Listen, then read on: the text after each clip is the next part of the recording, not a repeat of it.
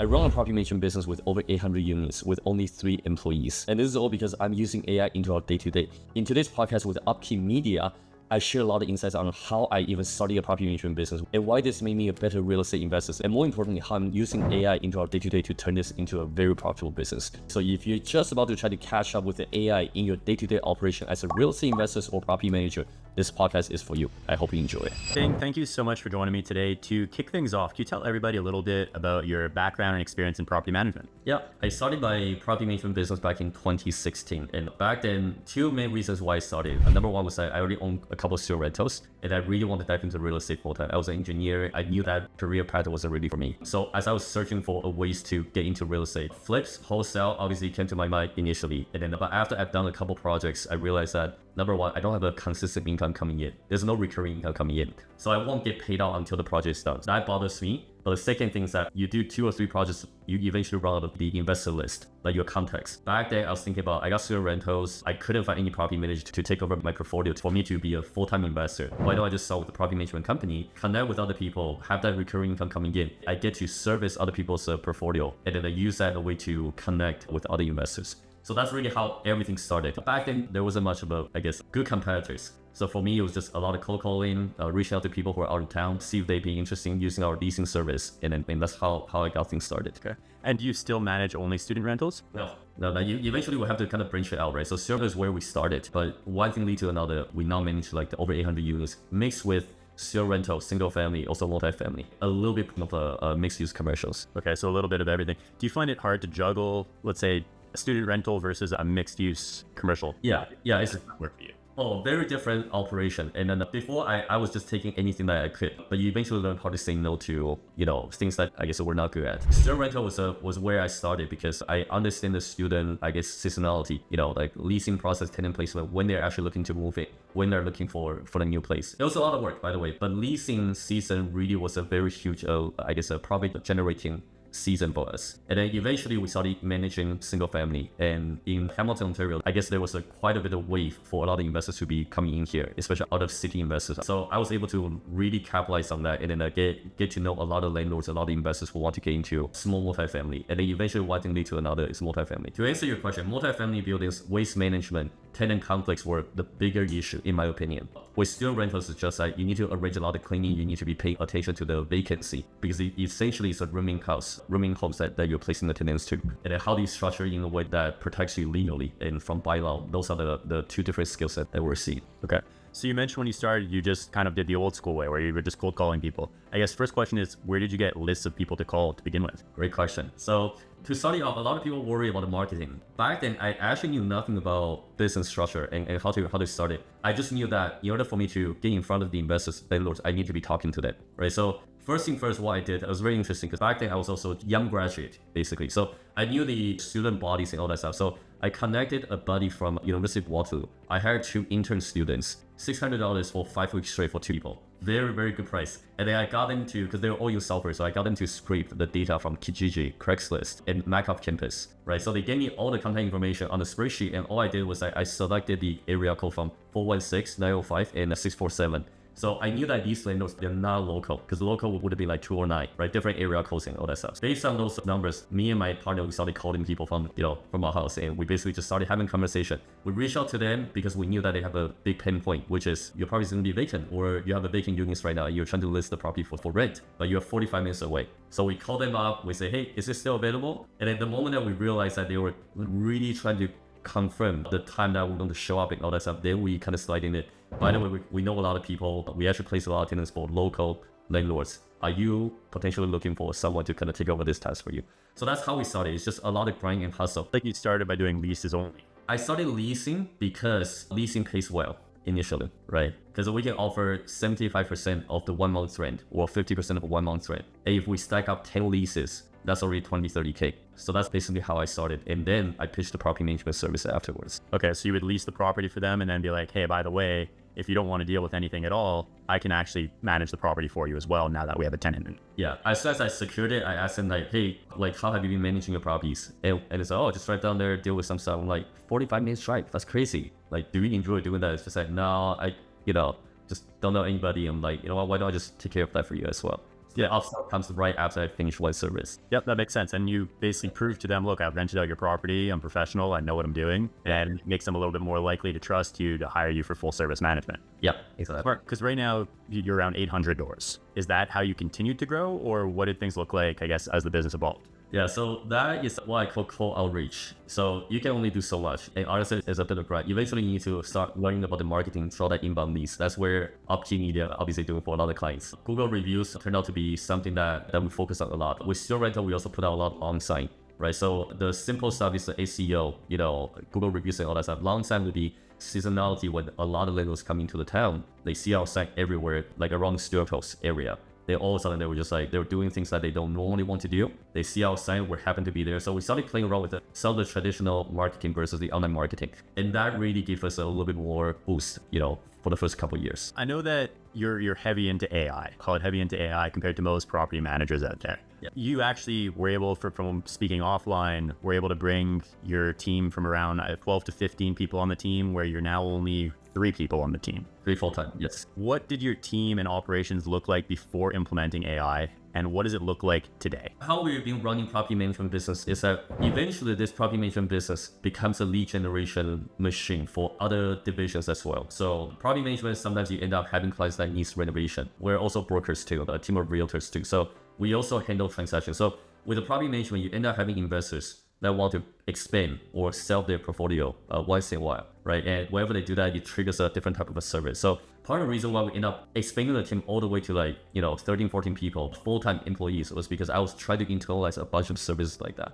which looking back, it was a bad business decision. That was shiny object. I just kept internalizing or doing the vertical integration for the company, thinking that was the right decision. It was fine initially, but there was a certain pivotal moment that we had to do. So to answer your question, the 13, 14 employees, they're not all just for property management. We even have a full-time paralegal at the time because we're kind of using it to handle our own business, but we also try to launch it to catch more like other investors to get into that ecosystem. But in reality, I think the property management business, we were at 7 full-time employees, including I think 2 VAs. One of them was a bookkeeper, the other person was a general admin. When we started really scaling down using AI was when I realized that a lot of work that we're doing is administration heavy. And I really didn't like that my top, I guess, a maintenance coordinator, right? He's very knowledgeable with I guess, coordinating for materials and maintenance, even renovation.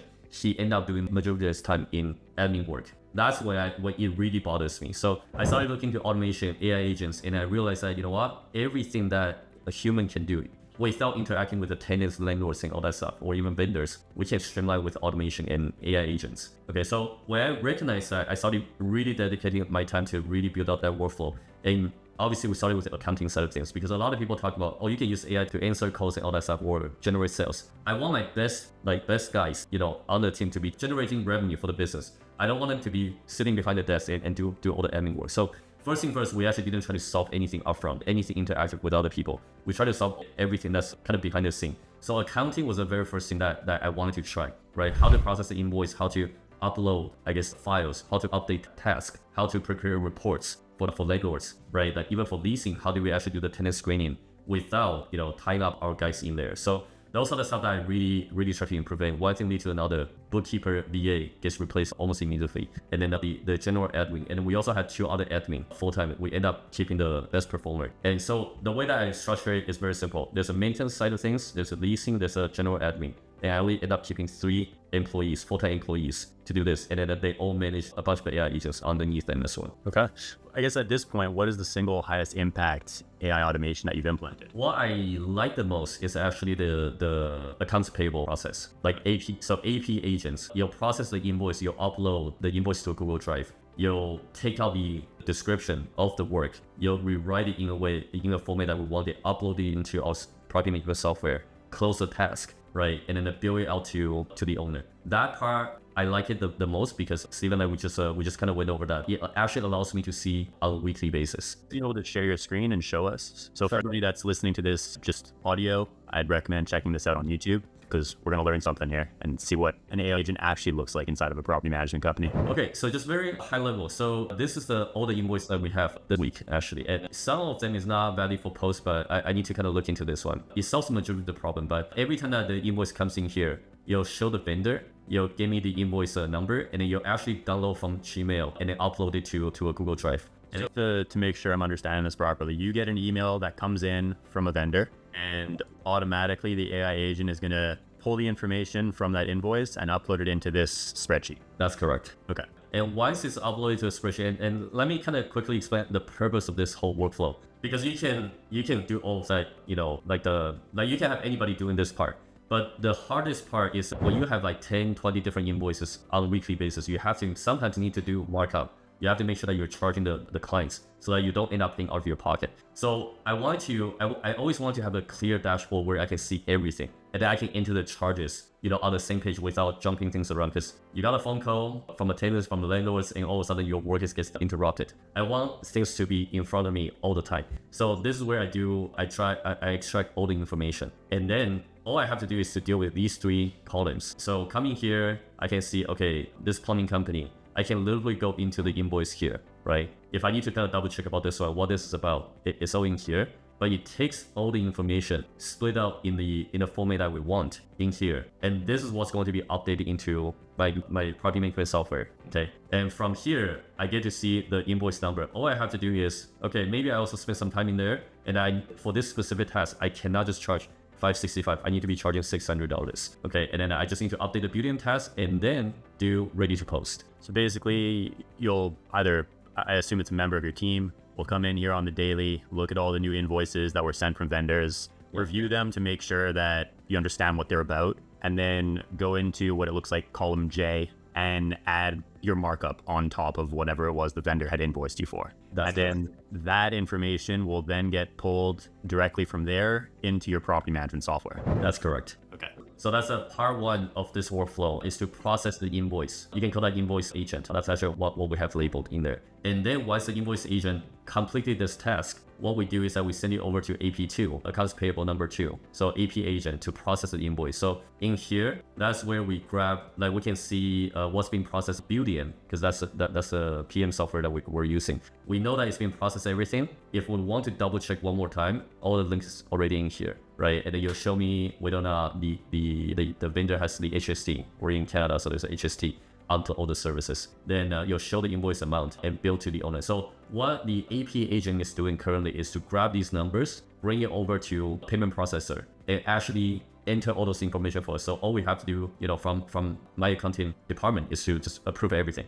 So it's literally just a bunch of clicks, make sure that everything is actually good here. And then you'll go into complete it. And by clicking that one click, it also upload the entire process. I guess all the information from invoice, like the actual invoice description, all the way to like QuickBooks Online. And because we use QBO to manage our entire company, but I'm trying to avoid a double and triple entry here between each department. Okay, got it. Awesome. How did you learn how to do this? Did you create this yourself, or did you hire somebody to do it? Like, where did this come from? I do have a background of engineering, so yeah, I looked into this, and then it just bothers me that my people are doing things that are revenue generating a task. Right, income generating task. Because at the end of the day, if you look at property management business, it's really, really hard to squeeze that margin out of this, industry. And it's very hard, right, to a lot of business owners, because we're dealing with people all the time. And one thing that I don't want to do is that I'd rather that my team is dealing with a relationship, managing a relationship, de-escalate the situation, avoid the burnout, and not to spend most of the time dealing with accounting, right? So this also, and by the way, I just want to add one more thing for the audience. If you can build it out this way,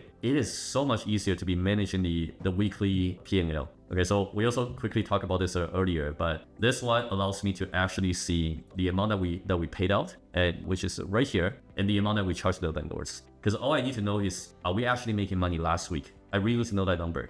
But through property management software or even QBO, sometimes it's hard to do because you have to wait for your bookkeeper to reconcile everything. I don't want the reconciliation to be done before I can catch the problem. I want to catch the problem, fix it, so that by the end of the month, I know for sure I'm in a profitable position for my business. So this allows me to see the profits. And how I'm delegating it down is that I have the workflow set up. So my maintenance manager or coordinator comes in here, enter all the numbers. My AP can actually review everything and approve all the charges. So their time is not really spent here. They just need to catch the problem and fix it beforehand. And once this is all done, then it goes right into this sheet where every single week on Tuesday, that's where I arrange the finance meeting with my finance manager to look at all these numbers. And if there's any negative number like this, we dig into the details on why that happened.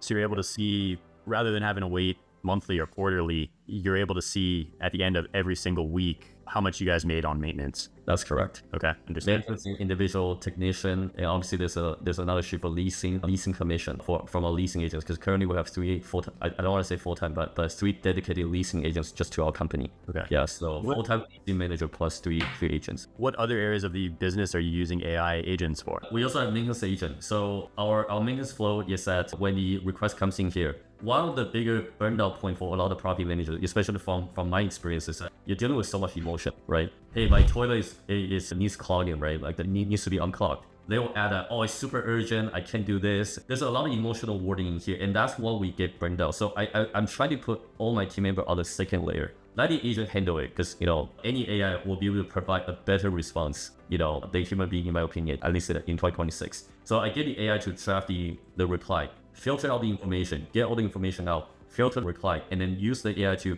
draft it. So all we need to do is to confirm. No human that's making sure whatever the agent wrote is acceptable. Yeah, and as soon as we confirm the reply to the tenants, typically in here, we try to grab more information. Once we have enough information, you push it into the vendor scheduling. We have a vendor sheet where, depending on the severity or scope of work, we have specific vendors. That's where the AI agent will grab the information, suggest that, should we schedule this vendor? We approve yes, then it goes into scheduling, which is our Google Calendar. And then you'll send out the notice from BDM to the tenants. Now my maintenance coordinator only needs to look at the AI report, say yes to the vendor. Everything gets done, say yes to the notice of entry. 3 things to approve and make sure that this whole process is documented properly. And then you'll get coordinated already. And all the vendor schedule will be on Google Calendar as well. So that's how I'm really putting it into the second layer of this entire operation. And all they need to do is to manage these agents and making sure we're training the agents to do the right thing moving forward. Got it. And what tools are you using to create this? Is it N8N, Claude Code? Like, what does that look like? You just named it. I wouldn't use Zapier anymore. Zapier used to be my go-to thing, but Zapier doesn't really connect with AI too well. N8N, I find that once you get everything set up, all the, credentials and all that stuff set up, it's much easier to control N8N, because I can get the AI, like before I get into, let AI do the processing and all that stuff, I can set up the rules for them. So it really reduced the cost of the token, for this entire process. Overall, I think I'm spending less than $50 for the token use for the entire operation. Per month, I imagine? Per month, yeah. It's actually less than the subscription of N8N, so. And I guess on that, what has this done for your business financially? Because you reduced your headcount, sounds like almost, by a bit more than half. Yeah, great question. I was at 14 to 15% for the longest time. I just couldn't break it through. And a lot of people, 14% profit margin, yeah. Okay. So if we're making like $1 million, I was only netting about like 140K. And now I'm just like, that's where it's mentally training, because it's a lot of work, and you're like 140K really isn't that much if you consider the incredible business for 7-figure. But once I really remove that labor cost, right now we're at 32%. 32%. Yeah. Net profit margin, just to make sure we're talking. Yeah. Okay. And that doesn't include the transactions, project management, and all the other things. It's just a property management business. That's awesome. I guess if someone wanted to get started with AI automations, like, what would you say is the easiest and first automation for them to start to implement? Do not start with marketing or sales. There's a reason why Upkeep Media is there for, right? Because you guys have such a strong knowledge about marketing. Don't try to overcome that immediately. Try to automate your accounting process first. Once you can do all the end work and replace that and actually trust the system, because those ones are black and white. A number comes in, a number goes out, right? There's no thinking in between, right? And so if you can streamline that process first and learn how to use N8N, use Make.com to automate your process, then you can slowly expand it to, for example, DocuSign, signing documents. Maybe it doesn't require you to go into the software to do that. And then slowly work towards the interactive with the tenants and landlord. So basically, try to think of things where it's so simple that a child could do it if you really train them on it. And yeah. Then start with that, and then from there, as you get more and more comfortable, then you can build out further and more complex automations. A better way to explain it is that you have to write out your SOP in a way that high school students can read it, right? And it has to be super clear that there's no thinking, because in property management, sometimes we take into other people's emotion, we started making judgment call, right? For example, the markup on the invoices, right? Well, this landlord said that he's a little bit like not in the best financial position, so you reduce your markup or you don't do the markup, right? We got to streamline that whole process completely so that there's no, I guess, a thinking process in this part. Then you can write out your SOP. Once you have the SOP, you bring it over to your nephew or niece, read it out, and see if they can actually follow the process. Once you can do all of that, you can set up the AI. But even better for a lot of people who are thinking that might be a lot of work, just ask AI what kind of questions they need. You can write out your general SOP, bring it over to the AI, and then ask any language model to ask you questions to clarify this entire workflow. So meaning, just for people that aren't super familiar, you can go to ChatGPT and ask it. Upload your SOP, ask you the questions, and then you can say, okay, turn this into an AI workflow for me. Then they'll build it out, and then you can connect it this way. Got it. Interesting. Are there certain limits to this? Meaning, if you grew past a certain door count, all of a sudden things would break. Like, is this scalable till technically 10,000 doors, or is this just work at like the size that you're at, which is around 800? Even at 800, you will break. Let's put it this way. AI is a probability game. It's not absolute all the time, because it has to process, it has to make a certain judgment based on the data. So my advice is that you have to train your team to learn how to use AI. And that's why when I decided to downsize my team, obviously there's a lot of uncertainty with the team members. I actually train them how to use AI and why we need to use AI. And then I changed the compensation structure so that they can all earn a little bit more, using this platform. So to answer your question, you will 100% break. And that's why our staff has to learn how to fix certain things, give the right prompt. If it's beyond what they can do, then that's where I step in and try to fix the workflow. So why there's still a human that is reviewing everything before it ever reaches the client? Yeah, we're the key team. It's just that now you need less people, because before maybe you needed somebody that was going to manually input all of this information. Now the AI agent can do that. And then the manual part will be somebody reviewing the spreadsheet and reviewing the numbers to make sure that everything makes sense before it ever reaches the client, being the tenant or the owner, depending on where it is. Yeah, there's a management, I guess, philosophy that I always follow. It's called PDCA, plan, do, check, adjust. So when we're building an organization chart, planning, doing, the person who's doing the executing the task is doing the doing part only. They're not overthinking about this whole process. But the manager is doing PCA, so plan, check, and adjust. So when I put my team at this level and we have AI agents down, AI agents only doing the doing part. But we still need a human to do the review, which is planning, checking, adjusting. Yeah, so that's a business philosophy I always follow. And a lot of manufacturing, literally use this to build a massive empire. Yeah, you can never remove QC. You have to, we have to be QCing the AI agents. So I guess to kind of answer my own question, this can work at any scale. It's just that you will eventually need to, let's say, hire somebody else to manually review things, because if you're double the size, you're gonna have double the amount of work orders that you need to review. That's correct. Understood. Yeah.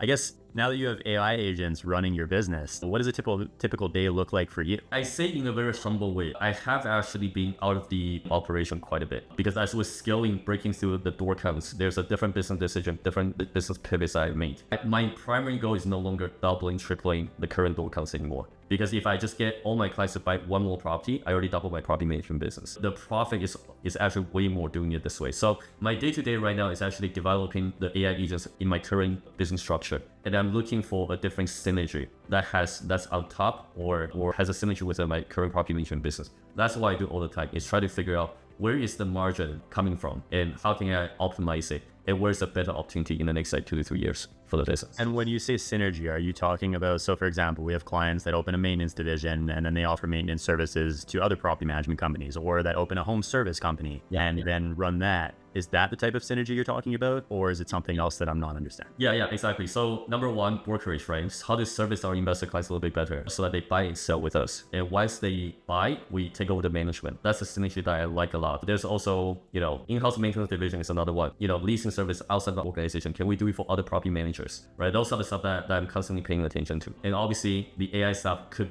potentially be another one where we're servicing another, mid-sized property management company using the workflow that we have. So those are the stuff that I'm really paying attention to. But my involvement in the property management is a monthly meeting with our team members to check on our staff and see how the AI agent is performing. And we also have a dashboard on how many times that failed. So all I need to do is to figure this out, talk to a couple of vendors that we have that I hired for the product development side of things for the AI, and the finance manager, because 1 hour a week can actually allow me to see exactly how each division is performing and if we're making money or losing money. I guess to go back to something you said right now your focus is not on growing door count, but if you have everything so streamlined and property management feeds these other businesses, why wouldn't you want to grow door count? Because we have to really decide where we allocate our energy. So I think 5% of the growth for property management is a healthy number without breaking our current system. Property management is a little bit different from any other industry. Every time that we onboard the clients, it means that there's a problem that's coming along with it, right? Could be a tenant eviction, right? Could be a big project that property is not livable,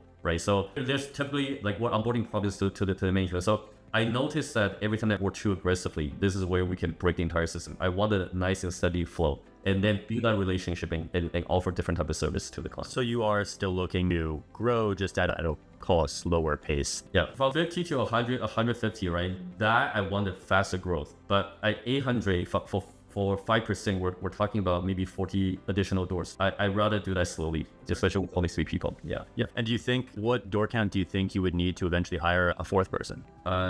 Every time that we get closer to like 950, I feel the pressure already. So I either need to keep improving the AI agents, or at that time I need to just hire another person. Yeah. Leasing is actually the biggest bottleneck in my opinion if we're onboarding more and more clients. Understood? Yeah. I guess if you could go back in time to when you started your journey in property management, what is the one thing that you would have changed that you believe would have helped yourself succeed at a faster pace? First of all, hire a bookkeeper first from the get-go. Don't even try to do the accounting yourself. Second thing is that try to look into the automation AI agents ASAP to streamline your day-to-day. In the beginning of the business phase, it's all about sales, putting yourself out there in front of the audience. Sales is the best defense, in my opinion, in the scaling phase or in a startup phase. You need a money injection. You need the customers to be able to sustain the rest of the operation. I see a lot of newer operators who first got into property management space. They're thinking about the software, they're thinking about the process, they're thinking about the business structure. None of that actually matters. You need to get a paying customer ASAP and focus on leasing to start it off with if I were to start it over again into this market. When you say focus on leasing, meaning the strategy you did, where it was like focus on just helping people with their leases, and then once you've solved that issue, then offer them full service? Yeah, exactly. And I want to give one last tip, because anybody who wants to grow right now and just feels that they can handle a little bit more, it doesn't matter which size, because we always do the same thing. Just go on to Facebook Marketplace, okay? Click rentals or property rentals and set up your city for, let's say, 30 kilometers or miles radius. It's going to pull all the lists, like the basically property for rent. Go talk to every single one of them, except for, being listed with the property managers or realtors, because these people, they all have pain point. They need tenants, otherwise they're going to be bleeding money. Out of all of them, if you do that consistently every single day, you're going to get some sales.